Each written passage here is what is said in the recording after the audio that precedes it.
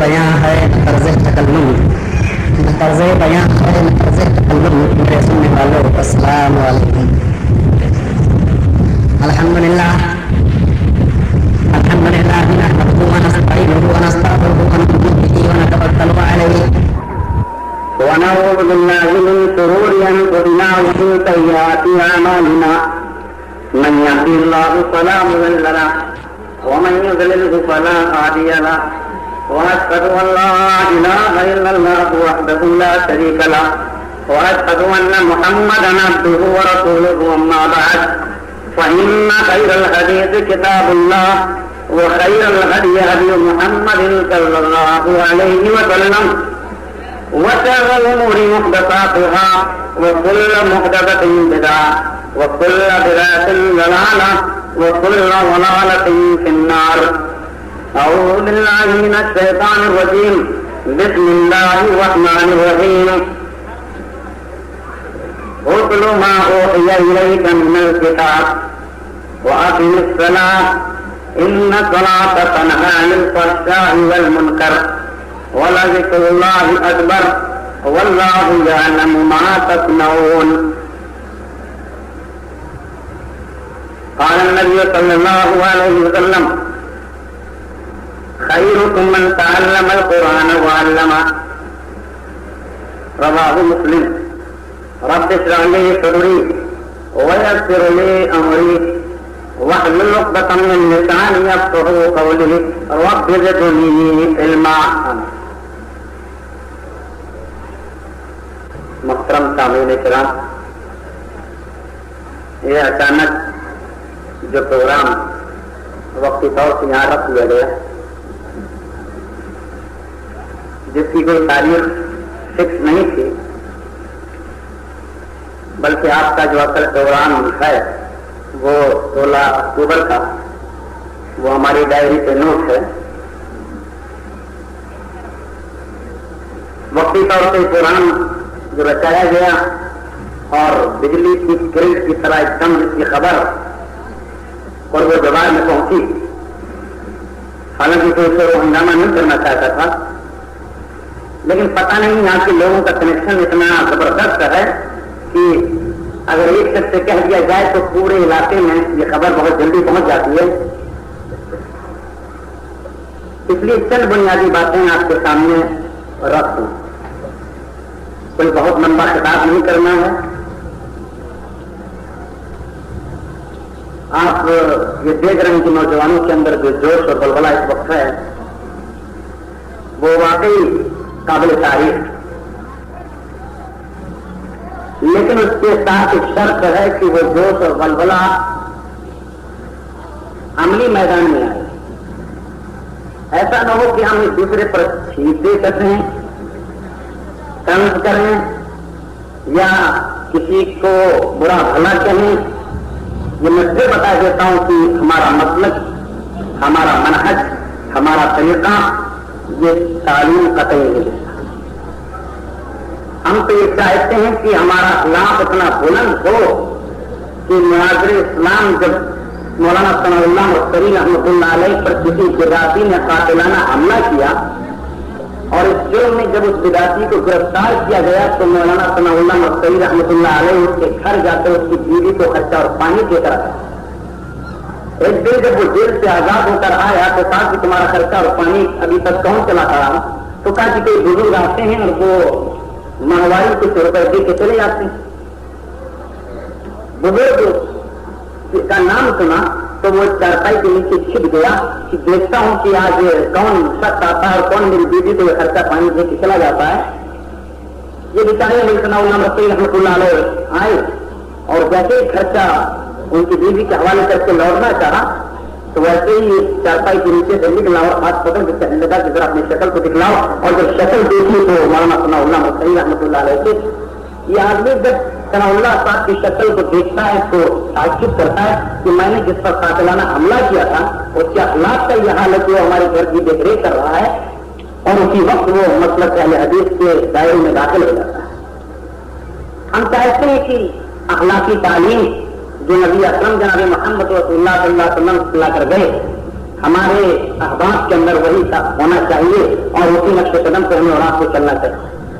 ابھی آپ نے بہت سی برائیاں سنی, الزامات بھی سنے.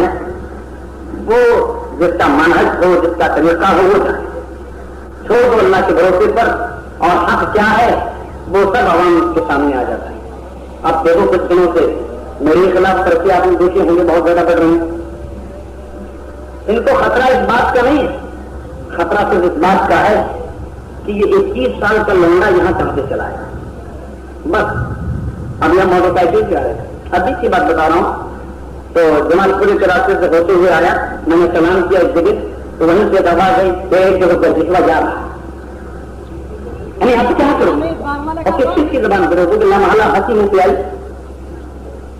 تو وہ ساری باتیں بتانے کی ضرورت ہے. کہنا اس سے جتنا ہے کہ ان کو ابھی بدنام کرنے کا طریقہ بھی نہیں معلوم کہ کسی کو کیسے بدنام کیا جائے. یہ عقل بھی مجھے سکھلانا پڑے گا.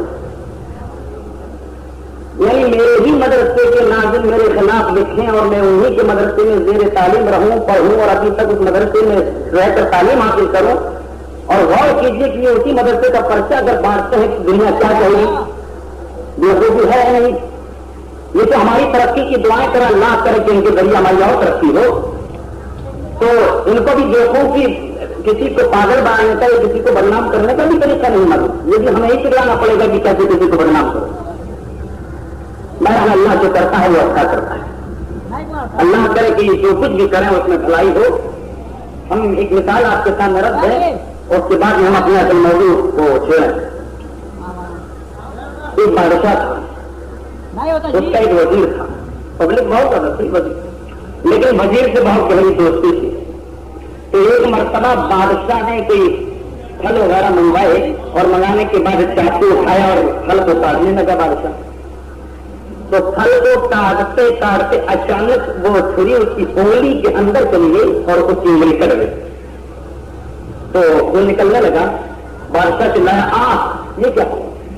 تو وزیر نے کہا کوئی بات نہیں, اللہ جو کرتا ہے وہ اچھا ہی کرتا ہے. تو بادشاہ نے کہا دل میں اس کا نہیں ہے, میری تو انگلی کٹی ہے, یہ کہہ رہا کہ اللہ جو کرتا ہے وہ اچھا ہی کرتا ہے. اس وقت وہ پی گیا, اس کا اس کو بہت آیا لیکن وہ اس کو پی گیا. کہا کہ لیکن اس کا بدلہ میں ضرور لوں گا. اس کے بعد میں ایک دن کا موقع ہے, یہ گیا شکار سننے کے لیے. بادشاہ بھی گیا, وزیر بھی گیا, اس کے ساتھ پوری فوج تھی. اچھا بادشاہ نے فوج سے کہہ دیا کہ تم ادھر ادھر چلے جاؤ, جاؤ ادھر شکار دیکھو. اچھا بادشاہ اور وزیر ایک سائڈ میں چلے گئے. بادشاہ اور وزیر ایک سائڈ میں چلے گئے. یہ کنویں میں جو تم گرے ہو اب کیا حال ہے؟ کہا کہ اس میں بھی کوئی مصلحت ہوگی, اللہ جو کرتا ہے وہ اچھا ہی کرتا ہے. بڑا عجیب معاملہ تھا. بادشاہ نے کہا دیکھو کمینہ ابھی بھی یہ کہہ رہا ہے کہ اللہ جو کرتا ہے وہ اچھا ہی کرتا ہے. مار غصے میں بھاگا کہ اب ہم جو ہے اس کو نہیں نکالیں گے, نہ بچائیں گے, اور چل دیا آگے.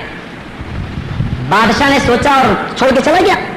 اچھا یہاں بارڈر تھا, دوسرے ملک کے اندر اس کی سرحد میں بادشاہ داخل ہو گیا, اور وہاں یہ اعلان ہو چکا تھا دوسرے ملک کے اندر کہ ہمارے دیوی یا دیوتاؤں کے نام پر جب تک کوئی آدمی کسی کا خون بہا کر اس کا خون چڑھائے گا نہیں, تب تک یہ دیوی کسی کی پرارتھنا سویکار نہیں کرتی. یعنی ایک آدمی کی جان لیتی ہے تب اس کے بعد میں. اب یہ لوگ جنگل میں ڈھونڈ رہے تھے کچھ لوگ کہ کوئی آدمی مل جائے تو اس کو پکڑ کے لے آئیں اور اس کو دیوی کے نام پہ کاٹ دیں.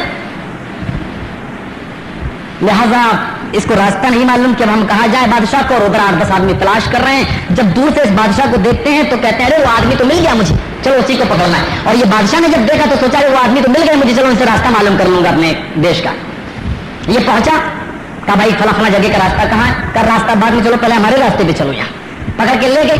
کہا بھائی میں فلاں ملک کا بادشاہ ہوں, مجھے چھوڑ دی. کہا بادشاہ ہو تب تو میری دیوی اور زیادہ خوش ہو جائیں گی کہ ایک بادشاہ کو بہن چڑھایا, ایک بادشاہ کی بلی دی ہے. لہذا پکڑ کے لے گئے سادھو جی کے پاس. سادھو جی یعنی قربان کرنے سے پہلے آدمی کو دیکھتے تھے کہ کہیں کوئی عیب تو نہیں ہے اس کے اندر, کہیں کوئی برائی تو نہیں ہے, کوئی خامی تو نہیں ہے. اگر تھوڑا سا بھی عیب ہوتا تھا تو اس کی بلی, اس کی بھینٹ اس کی قربانی قبول نہیں کرتے تھے. तो साधु के सामने रख दिया, भाई साधु जी बड़ी मुश्किल से ये आदमी मिला है, लीजिए इसको कुर्बान कर दीजिए ताकि हमारी देवी जी खुश हो जाएं, प्रसन्न हो जाएं। तो साधु जी ने कहा चलाओ देखता हूँ। जब देखा वो ऊपर से नीचे तक पूरा टटोला, कोई ऐप नहीं था, और जब टटोलते टटोलते देखते देखते उसी उंगली के पास पहुंचा जो बादशाह की कटी थी, कटे का निशान देखा तो कहा अरे भाई किस आदमी को पकड़ के लाए, इसकी तो उंगली कटी हुई है, इसके अंदर तो ऐब है, इस आदमी की तो कुर्बानी बलि स्वीकार ही नहीं होगी, इसको वापस करो। लिहाजा इसको छोड़ दिया गया, कहीं इसके अंदर तो ऐब है। तो बादशाह ने सोचा कि वजीर ने सही कहा था जब मेरी उंगली कटी थी कि अल्लाह जो करता है वो अच्छा ही करता है। अगर आज ये उंगली न कटी हुई होती तो फिर आज मुझे बलि चढ़ा दिया जाता और मुझे कुर्बान कर दिया जाता, मेरा खून ले लिया जाता। वाकई इस वजीर की बात सही थी। चलो दौड़ता हुआ आया कि वजीर को निकाले, आज उसकी वजह से तो मैं बच गया हूं। लिहाजा जब पहुंचा और वजीर को जल्दी से कुएं से निकाला, कुएं से निकालने के बाद कहा वजीर दोस्त आज ऐसी ऐसी बात हो गई और आज अगर ये उंगली न कटी हुई होती तो मैं आज बचता नहीं और मेरी बलि चढ़ा दी जाती, लेकिन कम से कम मेरे दोस्त इतना तो बता कि मेरी उंगली कटी थी, चल ने अच्छा किया, लेकिन तुझे जब मैंने कुएं में गिराया तो तेरे साथ क्या अच्छा किया, तेरे साथ क्या भला हुआ, तूने कहा अल्लाह जो करता अच्छा ही करता। कहा वजीर जी हम दोनों साथ ही में तो थे, और अगर हम तुम दोनों साथ में रहते तो वो लोग दोनों को पकड़ के ले जाते, तेरी तो उंगली कटी थी तू तो बच जाता, लेकिन मैं तो मेरे अंदर तो कोई ऐब ही नहीं था, मेरे अंदर तो कोई नफ्स ही नहीं था, तू तो बच जाता और भेड़ मुझे चढ़ाया जाता। इसलिए अल्लाह जो करता है वो अच्छा ही करता है। मैं जो कुएं में गिराया गया, मुझे मेरे साथ जो कुछ भी किया अल्लाह ताला ने, तूने गिरा के जो कुछ किया ये अल्लाह की एक मसलहत थी जिसने मुझे गिरवाया, लिहाजा अल्लाह ने जो कुछ भी किया मेरे साथ वो अच्छा ही किया। तो ये इश्तिहार, ये पंफलेट, ये पर्चे जो कुछ भी छप रहे हैं इंशाअल्लाह इसमें कोई मसलहत होगी और अल्लाह जो करता है वो अच्छा ही करता है, इसके अंदर भी कोई मसलहत जरूर सामने आएगी। बहरहाल दोस्तों बुजुर्ग, हम तो दुआ करेंगे अल्लाह उनके जलसे कामयाब हो, हम किसी की बद दुआ नहीं करेंगे, हम तो ये दुआ करेंगे अल्लाह अगर कल तकदीर में बारिश भी लिखी हो तो उसको भी तू काट दे ताकि उनका जलसा बहुत ही हुस्न खूबी के साथ हो और उनकी किस्मत में जो कुछ भी हो, जितनी गाली देना चाहते हैं, लेकिन अल्लाह उनके जलसे को तो कामयाब कर दे। हमारी दुआ यह है, हम नहीं चाहते कि किसी का जलसा नाकाम हो, हमारी दुआ यह है बस जो अच्छी बात मिले उसको ले लो, जो बुरी बात मिले उसको छोड़ दो। ये हमारा भी तरीका है, हमारे इस्लाम का तरीका है, नबी अकरम का तरीका है। और शैतान ने जो आयतुल कुर्सी बताई थी, सुन लीजिए, शैतान ने रिवायत है कि हज़रत अबू हुरैरा माल को जो है कि हिफाजत कर रहे थे, शैतान आया तो अल्लाह के नबी जनाब मोहम्मद रसूलुल्लाह सल्लल्लाहु अलैहि वसल्लम अबू हुरैरा फरमाते हैं कि मैंने गिरफ्तार कर लिया, पकड़ लिया, अल्लाह के नबी के पास लेके जाऊंगा। कहा नहीं, इसको लेके मुझे छोड़ दीजिए, मेरे बच्चे भूखे तड़प रहे थे इसलिए मैंने चोरी की। अच्छा ठीक है, आइंदा नहीं आओगे? का नहीं आएंगे, छोड़ दिया। अल्लाह के नबी ने कहा अबू हुरैरा तुम मुझसे आज बयान कर रहे हो, कल फिर आएगा। दूसरी मरतबा कहा अल्लाह के, क्योंकि मालूम था कि वो आएगा, इसलिए इंतजार करते रहे हज़रत अबू हुरैरा रात में। और दूसरे दिन जब वो आया तो उसको फिर पकड़ लिया, कहा आज तो मैं तुझे नहीं छोड़ूंगा। कहा मेरे बच्चे भूखे तड़प रहे थे, आज छोड़ दीजिए, आइंदा कभी नहीं आऊंगा, छोड़ दिया। अल्लाह के नबी आज वो फिर आया था लेकिन आइंदा नहीं आएगा। अल्लाह के नबी ने कहा आज वो फिर आएगा। अबू हुरैरा फरमाते हैं कि तीसरी रात भी मैं इंतजार करता रहा, यकीन था इसलिए कि नबी अकरम ने कहा है। तो तीसरे दिन में फिर आया, मैंने फिर गिरफ्तार कर लिया था, आज तो मैं छोड़ूंगा नहीं। कहा अबू हुरैरा मैं एक दुआ बतला दो, उस दुआ को पढ़ लिया करो, जब दुआ को पढ़ लोगे तो कभी तुम्हारे माल को कोई इंसान और जिन्नात चुराएगा नहीं। का क्या दुआ है? कहा आयतुल कुर्सी पढ़ लिया करो, माल पे दम कर दो, कोई नहीं चुराएगा। कहा मैंने उसको छोड़ दिया। अल्लाह के नबी से बयान कर, अल्लाह के नबी फरमाते हैं आए अबू हुरैरा उसने ये दुआ जो बताई वो बहुत अच्छी दुआ है, लेकिन जानते हो दुआ बताने वाला कौन है? ज़ात शैतान, वो शैतान था जिसने दुआ बताई, वो शैतान था जिसने दुआ बताई। लिहाजा उसकी दुआ को याद कर लो, पढ़ लिया करो, कोई भी तुम्हारे माल को नहीं चुराएगा। गौर कीजिए, अच्छी बात अगर शैतान से भी मिले तो उसको भी ले लेनी चाहिए। ये हमारा मसलक है, ये हमारा तरीका है, ये हमारे सलफ़ सालेह का। हम नहीं कहेंगे कि आप उनकी मजलिसों में न जाइए, हम नहीं कहेंगे कि आप उनकी महफिलों में मत जाइए। अल्लाह इहदिना सिरातल मुस्तकीम, हम सबको सीधे रास्ते पे चलने की तौफीक अता फरमा। दोस्तों बुजुर्ग, हमने कुरान करीम वल फुरकान हमीद की जो आयत करीमा तिलावत की वो आपको पारा नंबर 21 शुरू में मिलेगी। पारा खोलते ही पारा नंबर 21, उसकी शुरुआत ही उसी से हुई है। चंद बुनियादी बातें उसी सिलसिले में आपके सामने रखूं। उतलु मा उहिया इलैका मिनल किताब व अक़िमिस सलाह, इंपरेटिव सेंटेंसेस यूज किया गया, आज्ञाकारी क्रिया पेश की गई। उतलु सिर्फ नबी अकरम जनाब मोहम्मद रसूलुल्लाह सल्लल्लाहु अलैहि वसल्लम को खिताब, लेकिन आपके जरिए पूरी उम्मत इस्लामिया को खिताब किया जा रहा है। और हम तो कहते हैं कि अर्श वाले तेरे कलाम का भी क्या कहना, अपने नबी को किस अंदाज से मुखातब किया। पूरी तारीख पढ़ डालो, इतिहास उलट डालो, हिस्ट्री ऑफ वर्ल्ड पढ़ डालो, कहीं पर भी ऐसे सेगे किसी को नहीं। हाँ, श्री कृष्ण ने अर्जुन से कहा, एक इंसान से तो कहता है, लेकिन अल्लाह ने किसी से नहीं कहा, किसी और मजहब की किताबों में नहीं मिलेगा। यहां तक कि उनके यहाँ कोई देवता अगर बुरा काम भी कर दे तो उसको डांटता नहीं, कोई डांटने वाला नहीं। और यहाँ नबी अकरम وہ اللہ جس نے کبھی محمد کہنا گوارا نہ کیا ہو اپنے نبی سے بھی کہہ رہا ہو کہ اے نبی اگر اپنی طرف سے دین کے اندر کوئی نئی بات تو داخل کر دے گا وَلَوْ تَقَوَّلَ عَلَيْنَا بَعْضَ الْأَقَاوِيلِ اپنی طرف سے کچھ کہہ دے گا تو لَقَطَعْنَا مِنْهُ الْوَتِينَ تو اے نبی ہم تیری بھی گردن کاٹ ڈالیں گے تیرا بھی رگ دل کاٹ ڈالیں گے تیری بھی شہرت کاٹ ڈالیں گے. وہ اللہ اپنے حبیب کو کیسے آگاہ کر رہا ہے اُتْلُ مَا أُوحِيَ إِلَيْكَ مِنَ الْكِتَابِ او نبی تو تلاوت کرو اس کتاب کی تو پڑھو اس کتاب کو جو تیرے اوپر نازل کی گئی جو تیرے اوپر اتاری گئی یعنی قرآن کریم کی تلاوت کرو. دنیا کے اندر سب سے زیادہ پڑھی جانے والی کتاب کون ہے؟ قرآن. اور اسی مناسبت سے اس کا نام بھی رکھا گیا قرآن. قرأ یقرأ کے معنی پڑھنا اور اسی سے قرآن آیا یعنی پڑھنے والی کتاب. دنیا میں سب سے زیادہ جب پڑھی جانے والی کوئی کتاب ہے تو وہ قرآن کریم ہے. نوٹ کیجیے لکھ لیجیے. ایک طرف آپ رامائن کو رکھیے ایک طرف آپ انجیل کو رکھیے ایک طرف آپ بائبل کو رکھیے ایک طرف آپ رگوید کو رکھیے یجروید کو رکھیے اتروید کو رکھیے ساموید کو رکھیے گیتا کو رکھیے بالمیکی رامائن اور تلسی داس جی کی رامائن کو رکھیے. دنیا کی تمام کتابیں اولڈ ٹیسٹامنٹ بائبل وغیرہ ایک طرف رکھیے اور دیکھیے کہ ان کے پڑھنے والوں کی تعداد کیا ہے.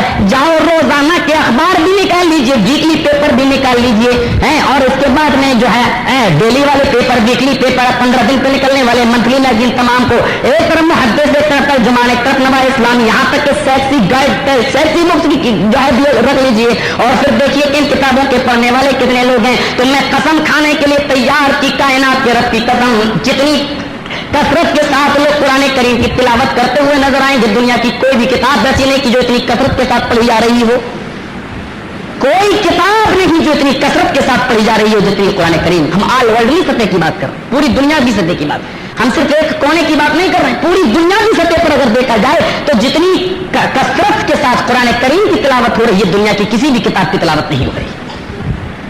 اتلو ما اوحی الیک من الکتاب نبی آپ تلاوت کیجیے اس کتاب کی جو آپ کی طرف نازل کی گئی جو آپ کی طرف اتاری گئی جس کی خصوصیت یہ ہے کہ جس کو لوگ سننے تو ایمان لے آئے.